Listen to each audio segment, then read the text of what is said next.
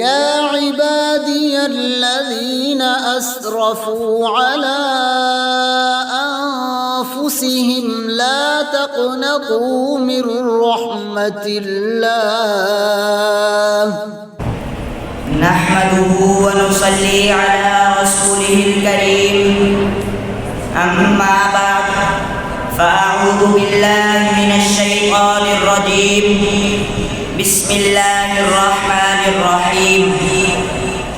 لقد كان لكم في رسول الله أسوة حسنة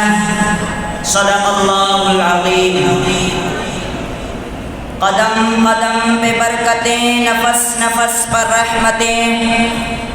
قدم قدم پہ برکتیں نفس نفس پر رحمتیں جہاں جہاں سے وہ شفیع یاسیاں گزر گیا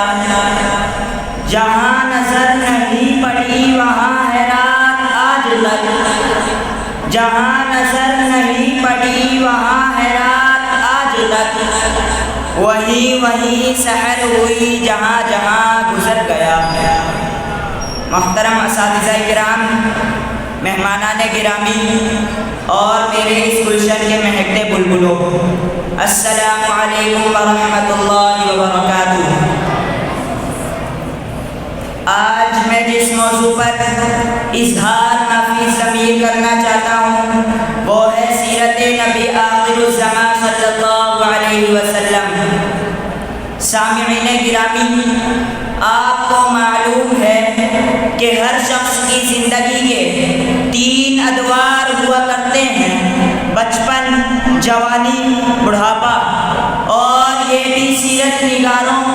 مقرروں خطیبوں دانشوروں ادیبوں کا اصول ہے کہ جب کسی شخصیت کی سوانح عمری لکھی جاتی ہے یا بیان کی جاتی ہے تو اس کا آغاز بچپن سے کیا جاتا ہے اور بڑھاپے پر ختم کیا جاتا ہے لیکن میرے محبوب پیغمبر ساقی کوثر شافع محشر محمد مصطفیٰ احمد مجتبیٰ صلی اللہ علیہ وسلم کی حیات طیبہ مبارکہ کا آغاز بھی عجیب اور اختتام بھی عجیب سیرت مصطفیٰ کا آغاز عالم ارواح سے ہوتا ہے اور سیرت مصطفیٰ کا اختتام عالم حشر و نشر پر ہوتا ہے یہی وجہ ہے کسی نے ام المؤمنین حضرت عائشہ رضی اللہ تعالی عنہا سے حضور نور صلی اللہ علیہ وسلم کی سیرت کے بابت پوچھا تو آپ نے کہا کیا تم قرآن نہیں پڑھتے پورا قرآن میرے مصطفیٰ صلی اللہ علیہ وسلم کی سیرت ہے حاضرین مکرم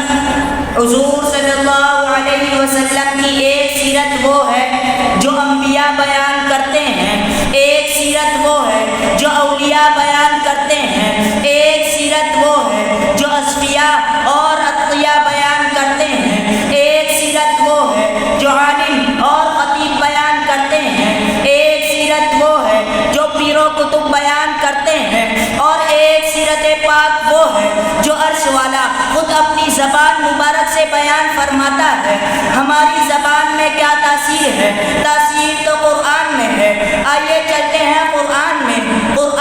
جب حضور صلی اللہ علیہ وسلم کے روح انور کا ذکر آیا تو قرآن نے قد نری تقلب وجهک کہا جب حضور کے رخسار اقدس کا ذکر آیا تو قرآن نے والضحیٰ کہا جب حضور کی زلفوں کا ذکر آیا تو قرآن نے واللیل کہا جب حضور کی پیشانی کا ذکر آیا تو قرآن نے عبس وتولی کہا جب حضور کے دندان مبارک کا ذکر آیا تو قرآن نے یاسین کہا جب حضور کی آنکھوں کا ذکر آیا تو قرآن نے ما زاغ البصر وما طغى کہا جب حضور کی زبان مبارک کا ذکر آیا تو قرآن نے لا تحرک به لسانک کہا جب حضور کے سینہ اطہر کا ذکر آیا تو قرآن نے الم نشرح لک صدرک کہا جب حضور کے قلب انور کا ذکر آیا تو قرآن نے فإنه نزله على قلبك بإذن الله کہا جب حضور کے عمر پاک کا ذکر آیا تو قرآن نے لعمر کہا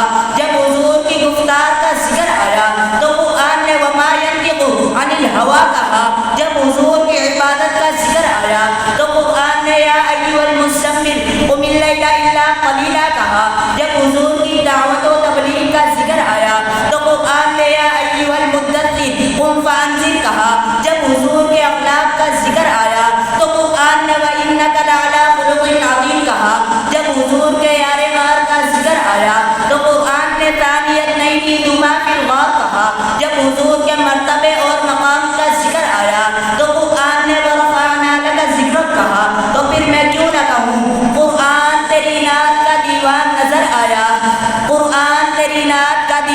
نظر آیا، آقا تیری صورت تیری سیرت کا عنوان نظر آیا۔ ما زاغ ہے آنکھیں تو وہ شمس ہے چہرہ، ما زاغ ہے آنکھیں تو وہ شمس ہے چہرہ، قرآن کے چہرے پہ قرآن نظر آیا۔